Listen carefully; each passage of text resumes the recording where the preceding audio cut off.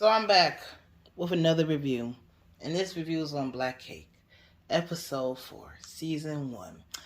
And I haven't done reviews in a long time, and I hope y'all enjoyed the review. But yeah, about to recap on Black Cake, episode 4.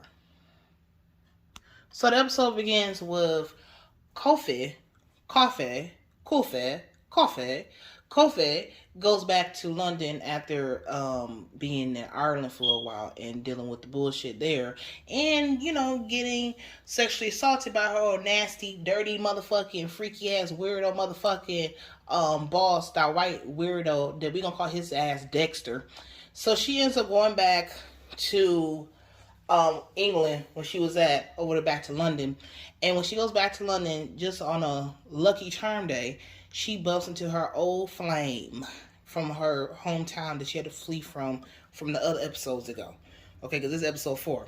So pretty much speeding everything up. She's on the run. She had to change her identity. She met this girl that was her good Judy. She ended up dying on a train when they was trying to head to Ireland, and she ended up taking her dead friend roommate's name, and now her name is Eleanor. It's not in Coffee no more, but right now we going back to Coffee because now she's getting a blast from the past with her old flame team. Okay, so now she talking to I forgot homeboy's name, her little flame team.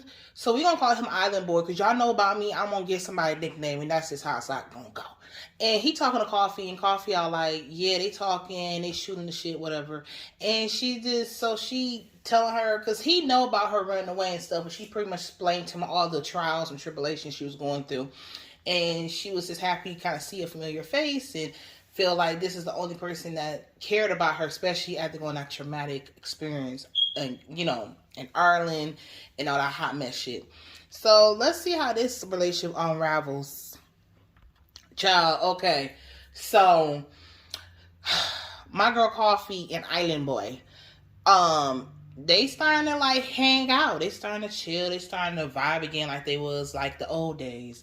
So they going to the movies. She's just in this state of temporary happiness. Because one thing about Kofi, she gonna always find her some temporary happiness, and then some shit gonna happen and fuck it all up. I can relate to you, girl. I can relate. So she leave out the movie theater with Island Boy. Old girl, we can call her nosy as fuck, Ginger, that comes out of nowhere, and she's like, Coffee, what thought you was dead? And Coffee just sits there, and she freezes up like, and she's like, so, nosy Gingers are like, what's her name at? Where's Eleanor? Like, she would have wrote us back or something, because remember, at episode 2, she moved to this halfway house when she was staying there with other foreigners and stuff. So that's how she know Nosy Ginger. So when Nosy Ginger kept asking my girl questions, Miss Coffee Girl, she ran and she just ran out of bed like, I can't do this, and started running in the rain. And Island Boy, he's standing there, he looking confused because she didn't tell him about the little train accident that happened. And why people thought she was dead and the other girl was not alive or whatever like that. Well, actually, in the news, they said that Coffee was dead and the other girl survived. It's a mess. That's why you need to hire real journalists. But back to where I was going to. So she runs the rain. Island Boy's just standing there looking lost. Nosy Ginger's like, what the fuck? Why is she running? Like, she's just weird. So he runs after her. He sees her in this alley. She's like bent over in the corner, crying. She's like, and then he gets up. He's like, it's okay. And she's like, I have to run for the rest of my life. I'm going to always have the phone on my shoulder. I took that girl's identity. I'm going to always have to run. We can't do this. We can't do this. I have secrets. And he's all like, baby, I got secrets too. But my thing is Island Boy with somebody, because mind you, they haven't saw each other in a while. It's been a long time, and he don't give me the he alone, and like she said at the beginning of the episode, even though she has secrets because time has passed and she has gone through stuff and everything, Island Boy got secrets too, because it's like y'all haven't saw each other, so y'all are two completely different people from high school to now y'all fully in this adult. Now y'all adults out here in society. So yeah. So Island Boy and Coffee, he didn't sit up here and told her, listen, let's run away in the stars together and marry me and everything. And she's like in a whoa stage. She's like, really? Where would we go? He said, well, marry me first and I tell you.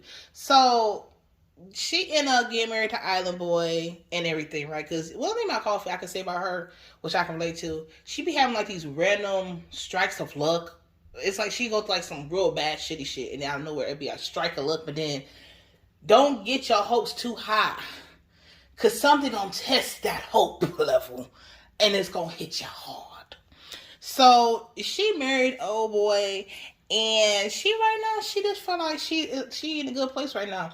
And like she said back then it was easy. It's easy for you to run, change your name, get a bank account, not have to put your social security number, your full birth certificate, or your address, and prove that you're this and that. And I can see that, because I feel like back in those days, because like they kind of time jumping in the 60s, 50s, 70s vibes, like it's easy to kind of start over. That's the one thing when you talk to people back then, like in the 60s and 70s and stuff, in the 50s, they can hop on the fucking midnight train to Georgia and have a whole different life, get a job and everything. Now, you can't do all that. You need this. You need to know guy. You need to have your birth certificate. You need to have social security number. You need to have this and that. You need, like, even when I went to go open my bank account, you gotta bring all this unnecessary shit, and they're like, oh yeah, we had to see a statement or something like that, and it's like, why are you making it so fucking difficult? That's the one thing she got on her side. She's in an era when you can like literally change anything that you want and nobody's gonna question you, because people just did not give a blank at that time. But yeah, that is so sweet. You don't see that these days. You see these popcorn marriages. So Mama, they listen to Mama's voice recordings and stuff, because she telling the girls about her life. So she pretty much break down like she ran off with Giz, Island Boy, and they got married, and they started this family together, and she had a kid by him, and she ended up saying that guy Giz, what's the name, Island Boy, that's your pappy.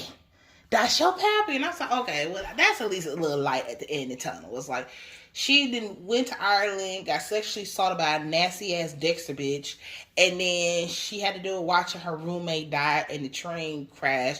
Then her father tried to marry her off to this weird pervert motherfucker, and she couldn't go back home, and she had to go through all this discrimination, rejection, and being around people that made her feel small and overlooked, and then tried to force her to be something that she's not, and she was never being seen for who she really is. And then to bump into, go back to over there to London and bump into Island Boy, and then get to come to over here in America, get married, had his family. So yeah, so I'm like, oh, that's kind of cute, because these days the girls don't be having love stories like this. They love stories be Love Jones, and Love Jones is not a love story. Love Jones is a lustful fucking sex story. That's really it. Them hoes did not have no love for each other. Okay, it was a hot mess, intense, Mars, I don't really like this person, past sex relationship. That's not love, that's lust. So yeah, back to the story.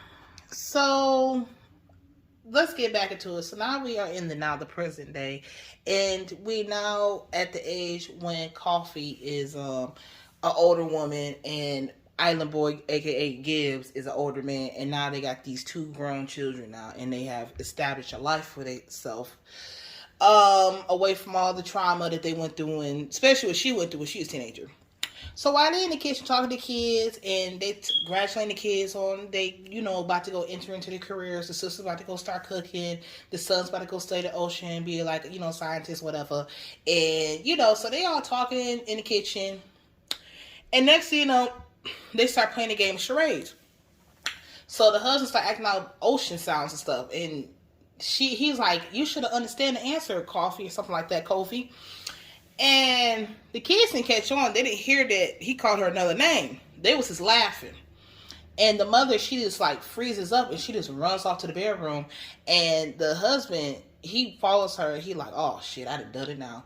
So he goes in the bedroom, and he's pretty much trying to tell her, look, listen, she was like, listen, you call me that name, my original name, not Eleanor.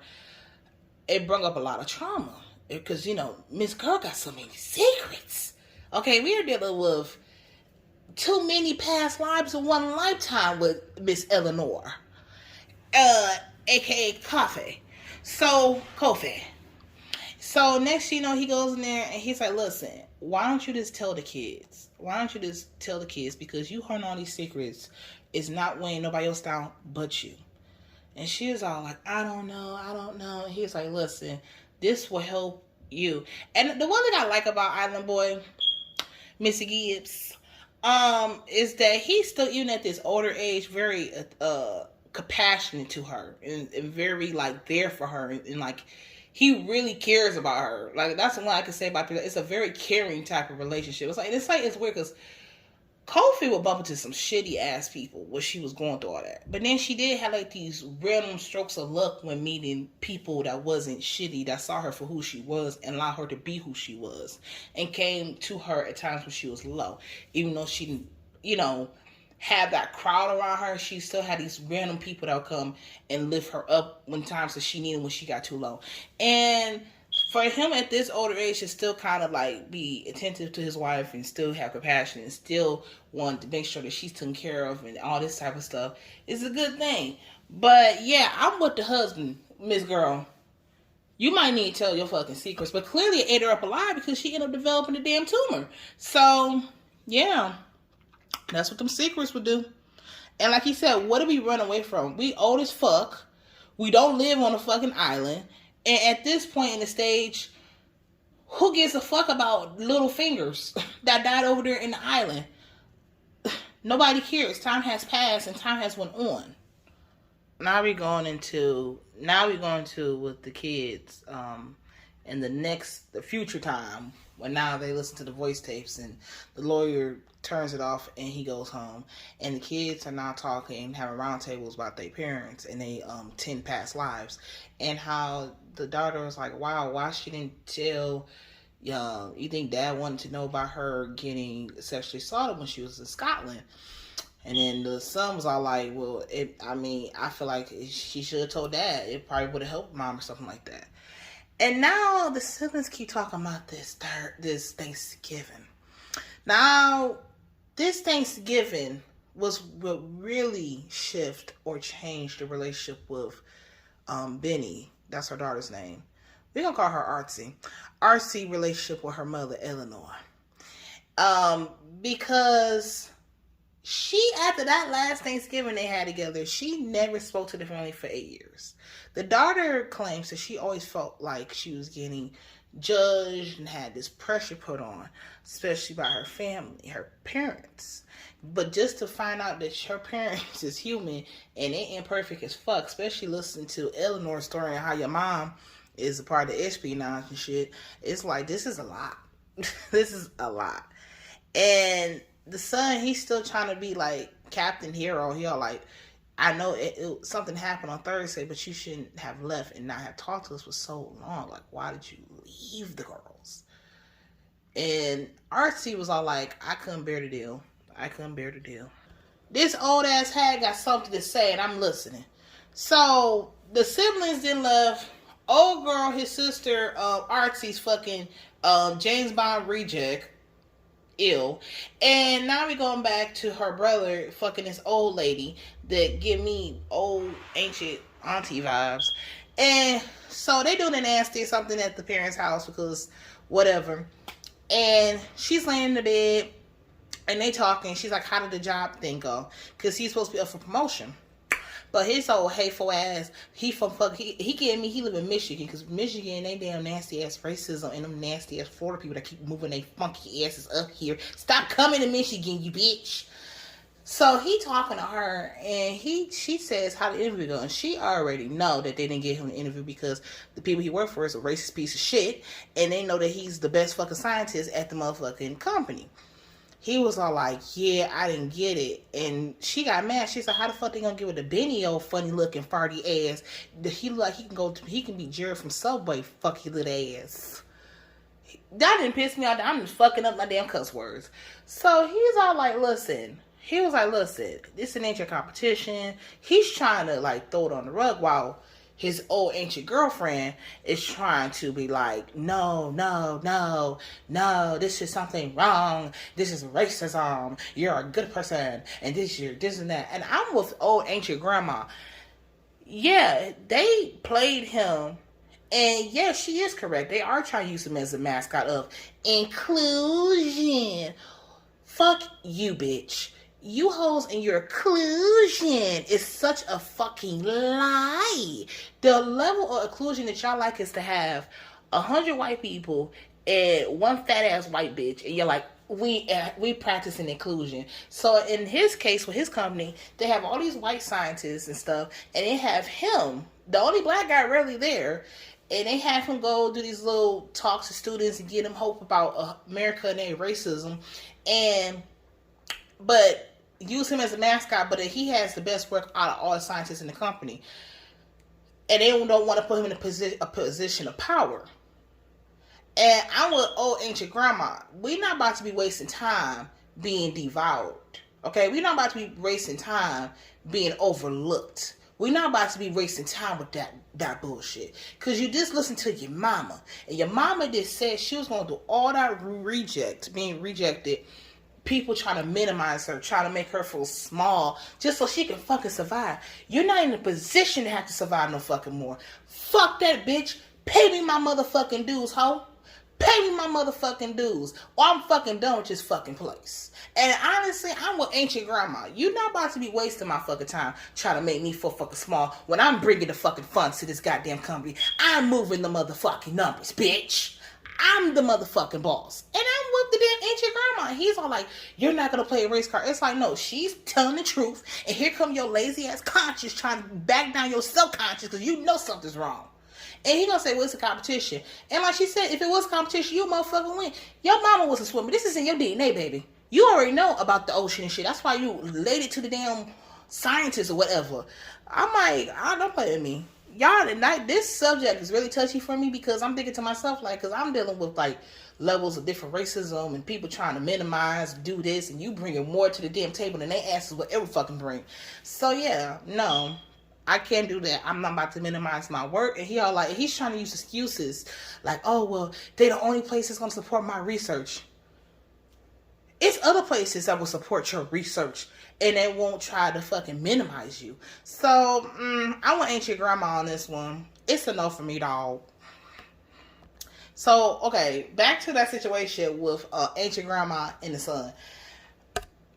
So he gets mad and he snatches his hand away. He turns his back and like, can you just leave? Let me tell you something. This is why you have the discussion before you do the nasty.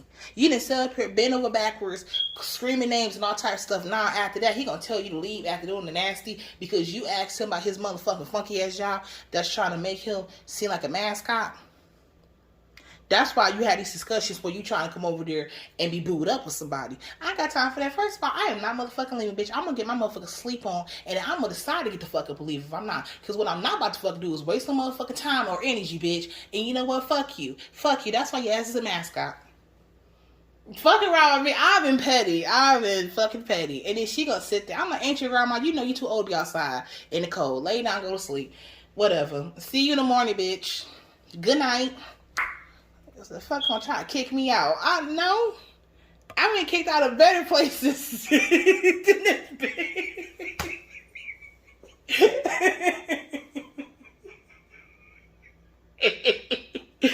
Oh gosh, I love doing this review on this show. Oh my goodness. Okay. This review might be so fucking long because I'm a mess, darling. Back to the past, and now we are in the bed with Artsy and her little team for right now, her little girlfriend that got an egghead. And I guess this is leading up to the whole Thanksgiving fallout. Okay.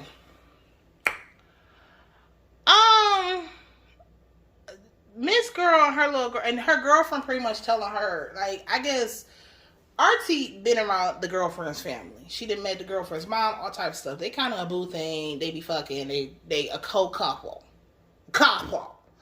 And she's all like, I want to meet your parents First of all, I don't like nobody pushing the whole I want to meet your people. Okay? Because that's like, if you want me to meet your people, cool, because that's your personal decision, but I shouldn't be forced to just have you meet my people unless I'm ready to. But then, because I'll keep myself to myself. But then, so she's telling the girlfriend, telling her, I want to meet your family, because it's like, doesn't mean you have me meet your family, that I need first you meet my family. And considering that RC is fickle as fuck, even if she did have you meet her family, y'all were broke up because she don't want to stay nowhere. She kind of like her mama. She a runner. She's a runner. She's a track star. Like, that's what the damn RC give. But then her girlfriend's all I'm not trying to hide. And this is my thing on the situation. You're trying to force somebody to go see their parents, and they don't really feel like seeing their fucking parents and meet you with their parents. And it's not about trying to force you to be something or hide you away in the closet. It's just a simple fact that I'm going to do when I feel like fucking doing it. And you're not about to sit up here and guilt trip me and talk about, you're not going to force me back. Okay, then leave. You're not about to manipulate me. But then at the same time, RC, you need to stand in your truth and be honest about what the fuck you do. But then don't try to push me to do something I don't feel like fucking doing. Because you feel like, because you're pushing the goalpost. And what's name is fickle. So they're debating about bringing her to Thanksgiving and stuff. But, her father probably nut the fuck up or something. And was like, what the bomb clock is this going on? You eat the poom poom.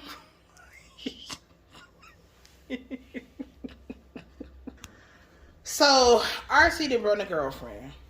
They haven't said nothing about it. My thing is, the girlfriend got a big egg head. So, they talking and shooting shit, whatever. They at the dinner table, and RC decides to tell Patty. And these are the RC people that I kind of headbutt with. Because some of them are, like, low-key failures. they low-key just all over the place. I see where Daddy came from. Because Pappy was all like this. You've been to 2 schools. I funded those 2 schools. Because she said she was trying to be a chef, whatever. Now she telling them I'm dropping out. I want to open up a cafe. And I want to go do this and that. Okay, cool. Fund that with your own money. Now, I wouldn't have been so harsh like the daddy and been like, oh, all I know is that I'm funding all your failures, and it's like, okay, that was a little mean, and also because the RC girl had a good idea about the cafe because she said she wanted to have music, she wanted to be paint. They painting while playing music, while giving them people food, and it is a good concept. But the problem is with you're not finishing shit. You don't got a fucking plan. You keep on doing shit, and you keep on projecting. You think I'm a failure? No, baby, you think yourself is a failure. Because you keep on doing this stuff, you keep stopping doing it, and you keep running to them. And it's like, if you did have to stand your own 2 feet, then you will figure it out that if I start this, I gotta finish it. And it's like, coming from your parents that they couldn't just bounce from place to place. They had to start it and finish it. So it's like, I can see where Papa coming from, but then I can see when RC needs to take accountability because she keeps on leaving stuff. Like, I tell you one thing, like I said about this girlfriend she with. She gonna bring her around the fucking family. Then she gonna fucking break up with the damn bitch. She gonna break up with her. Because the one thing she not gonna want to do is finish it.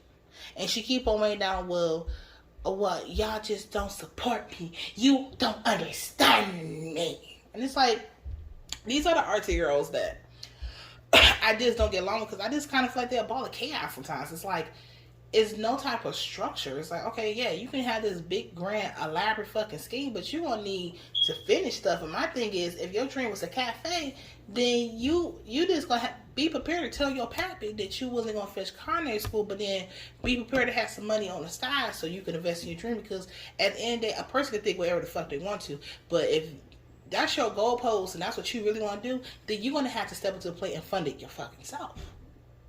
So, yeah. So I see both sides. And I do agree with Pappy. And I'm looking at you sideways, RC. But I feel like he shouldn't have said it, but then it was the truth at the same time. So RC got a lot of things to figure out. Pappy went off on her and read her in patois. Okay, he went off on her. I do agree. He said she don't stick with stuff if she don't finish it. that is the truth, and it do seem like they do support her, because like Isla Boy don't seem like type of person that be like, oh, you can't do that. He just getting mad because he like, I keep funding all this money and you're not finishing this. You're not, you just keep on like thinking, because you're getting these second, third, fourth chances, but you're not taking it serious. You're kind of being ungrateful. You just being, because there's some people, they gotta scrap that shit up they goddamn self. They gotta fund that shit they motherfucking self. And it's like, you're getting opportunities out there. It's like, no, Archie, you need to sit your ass down. If you open up this fucking cafe, you need to fucking do it. You need to stop coming back here talking about, I'm gonna cook, I'm not gonna do it. I'm that type of person, I don't like that flighty shit. It's like, okay, I know some things in life, it comes to you because you go through this journey, self-discovery. And the other things is, it's like, you're just flighty. Like, you're not, you need to ground. You need to find out what the fuck you really want to do. And that's what he's really trying to say. But I think he just got so irritated and so angry and felt, because, you know, he got a lot of pressure too, because even though he's not just holding out the household, funding the kids, take care of his wife, he's holding on to his wife's burdens too, and her secrets. So I think a lot of people in the family had a lot of secrets, and it's so funny because I feel like RC relates more to her parents now that they have passed on. And if they had that chance to actually sit down and be transparent with each other, the parents, and see like, wow, I could see why she flighted like that, because I was at a stage in my life when I was flighted like that. It would have had been a more clear answer for both of them, and especially RC and her decision. And I feel like the only person that's a very straightforward person is the damn brother. Everybody else got these little secrets going on. The sister, the daughter got secrets, and then now she done dumped Egghead, her girlfriend, and it's like, see, girl, and then she start projecting on the damn girlfriend. But then I do feel like at the same time the girlfriend was pushing up too hard on her, like, you should have me come to you should have me go meet your parents. You should bring, like, girl, like, that's gonna come organically, but you're not gonna keep pushing me, because I feel like Artsy so used in the situation getting pushed all the time, so she just did it. So now she didn't dump Egghead, and life goes on. And now she's fucking James Bond to reject. But yeah, I understand. So yeah, I'm kind of seeing where everybody's coming from. But that secret holdings, the lies, the stories, the true Hollywood stories, she get that shit from her mammy. But yeah. Tell me why Benny RC ass done sat up here and left Egghead. Oh girl, you better not ever talk to that bitch again. Eggy, don't you ever talk to that RC bitch again. How you gonna bring her to the damn parents' house now? And then she like, well shit, you want to meet them, have them drive your ass home. I can't. Oh, y'all, okay. So now, a year passed with her not talking to her family. So now she's like diving herself into the artsy world and stuff, because at this point she ain't got no damn family. She stopped fucking with them. They like, bitch, you can't accept me, bitch, I'm gonna make something of myself, even if you don't fucking want to see that I am artsy. So she ends up going to this art gallery. She meets this guy that's big in the art community and stuff. And he all like, I can make you, I can, help you. You're talented. You know how man with power be. When they see somebody young, bright eyes, talented, little naive, little, vulnerable. They, older men with power be sensing knowing themselves, because they come with their power and they come feeling like, oh, I'm going to come and help you. I'm going to teach you. I'm going to protect you. I got you. And it's like, all they try to do is just read you as a damn science project, whatever. That's what men of power usually do. Men of power, that's a dark, twisted thing about them. They always looking for somebody that's young, nice looking, fresh on the market, on the street. So she's like bright eyes. Oh yeah, you're gonna take me under your wing? Sure. So he introduced her to all his little white friends that's in the RC community and stuff. And they all telling her, like, he's taking a liking to you. He likes your art. And they all like, yeah, I like your art and all types of stuff, right? And so next, her and him start having a little relationship. She ended up having sex with him and stuff. And this is the red flag, okay? So they at the crib after they just got done doing it nasty, and he talking about, I wanna paint you. You're so beautiful, or some shit like that. And she was like, oh, okay. He's like, yeah, I wanna sculpt you, and then I want you to paint it. She's like, oh, whatever. So next year he started drawing her. I said, how cliche. So he started drawing her, and he gonna tell her, hey, you thought about having a feminine hairstyle? Because at the time when he met her, she had dreadlocks. I said, that's what happened, guys in power. That's what they love. They love tickets. Trying to, like Maya Angelou said, they keep trying to pick at you until there's nothing left. And she's all like, she young, he older. She's like, oh, okay. So she look at her locks, and next you know, she takes them out. Now she's wanting her hair like more natural, the afro and stuff. You know, it's curly afro. She walking on the street, she see Egghead. Egghead's like, I haven't saw you in a long time. How long you haven't talked to your family? And she's like, in a while. Mind you, she bumped into Egghead while she was with this old ass man right here. Her boo thing. And he's all like, she said, wow, Egghead said, wow, you took your dreads out, you look totally different. Like you said you was gonna never take them out. And what's name was all like, oh, well, the old man she was gonna say, well, yeah, James Bond rejected she's with. Her hair looks better now. I mean, it's way better. It's way better now. And Egghead picked up on the shade, and she was all like, no matter what hairstyle she has, she's beautiful either way it goes. And ooh, James Bond reject, he got so motherfucking mad. He came back to the apartment cussing Benny the fuck out. He told her, you're ashamed of me, you're embarrassing me, da da da da da da da da. It's like, oh. And that's the one thing about older men in power. Them anger issues, because they try to come sweet as pie at first, and then out of nowhere that anger issues come out. You're trying to, it's like, okay, you getting me possessive, because now you trying to change her, and now you trying to be possessive. And then it's kind of like her mom, when she was over there in Scotland with that guy, and that guy kept on digging and digging, and he was trying to dig because he wanted to find out what level of vulnerability, aloneness is she. Like, and the mom was desperate at that time when she was in Scotland, and she was vulnerable, and that's what that guy felt like he could take advantage of her and sexually assaulted her, because it's like, who's gonna come and check up on you, because it seemed like you trying to be a ghost anyway. And this is why you can't really let people into your business like that. He know about Benny falling out with her, Artie falling out with her family. So he's playing off of her being alone out here in the world by herself. And she's kind of looking in for him for this emotional support and this validation. That's why she really was, and that's the thing, you kind of get in that web, like, your family's supposed to support you, whatever the case may be. So you out here looking for this validation, and you do find this validation.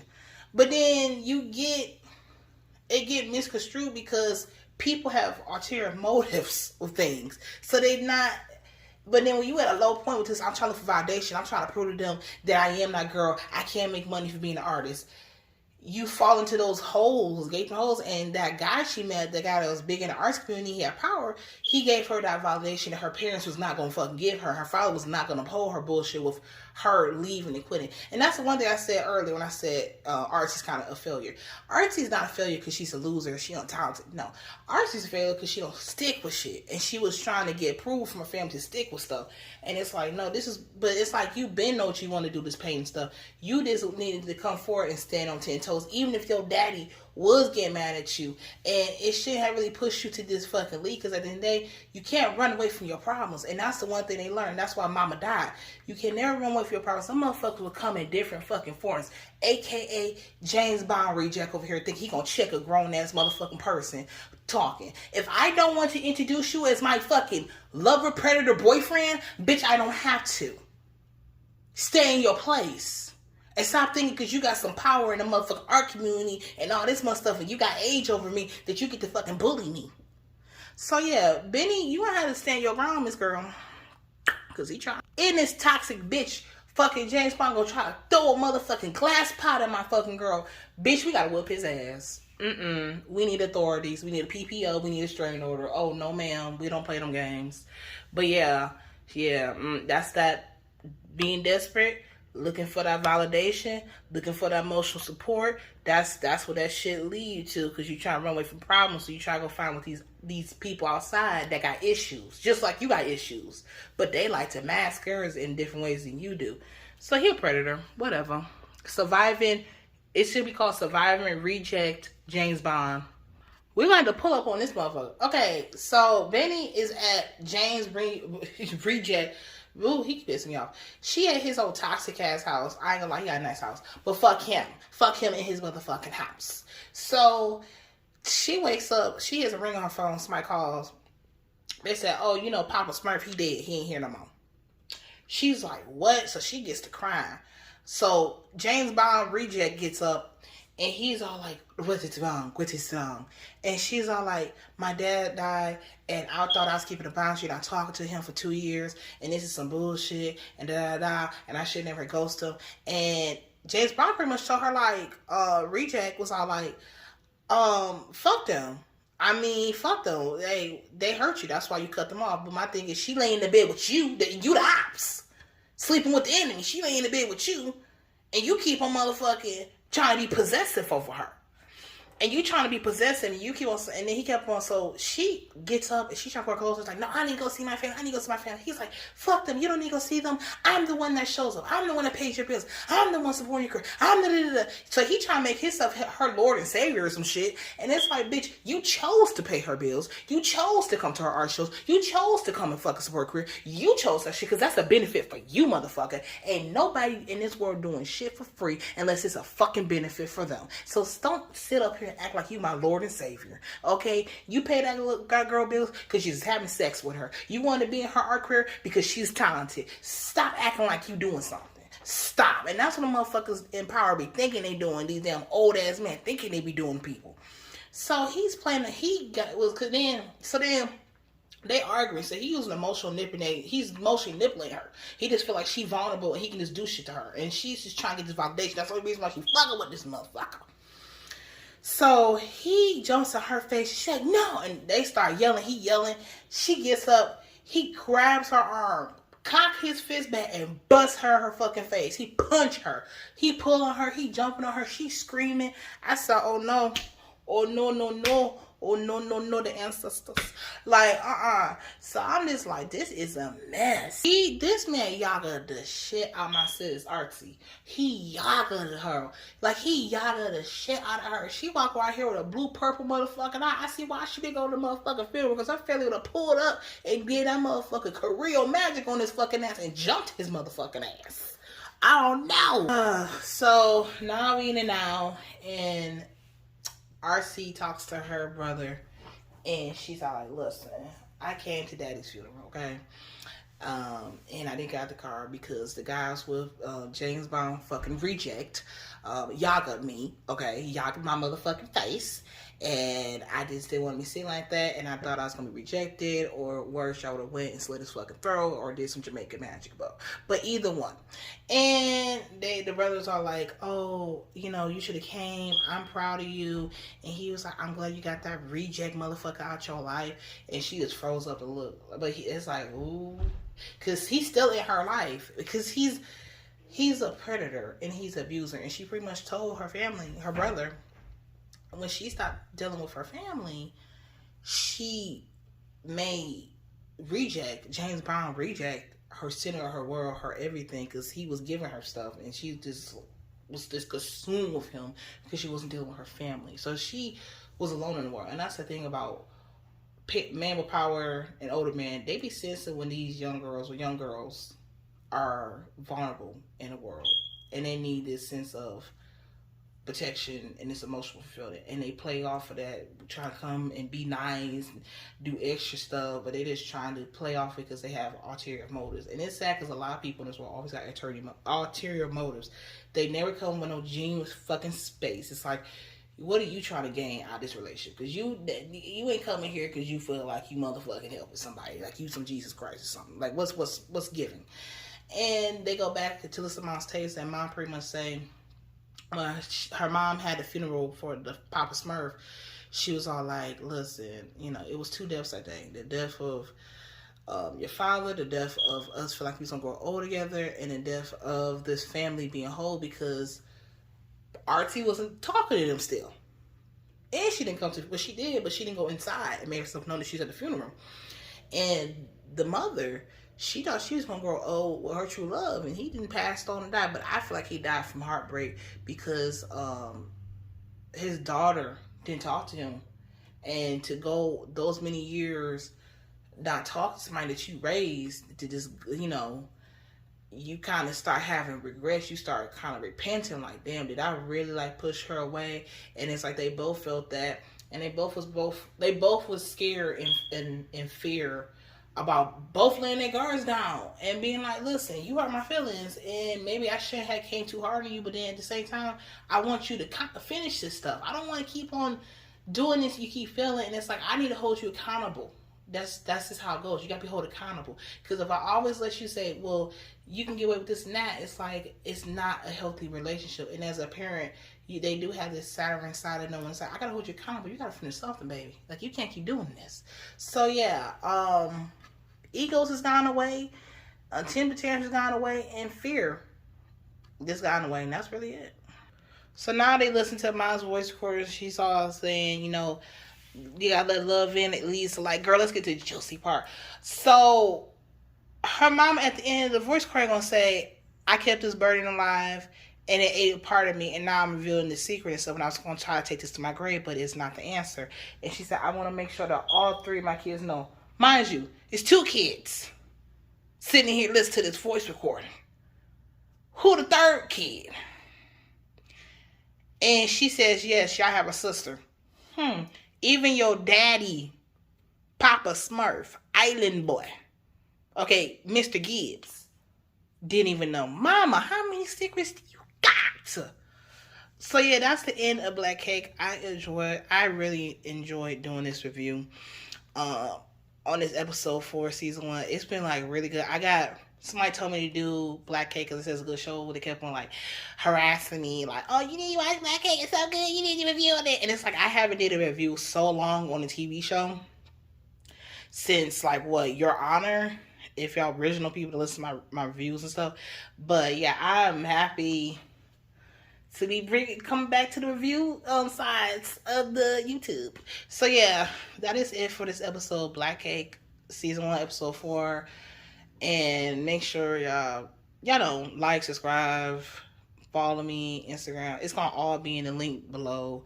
And I hope y'all enjoyed the review or the recap like I did. So bye.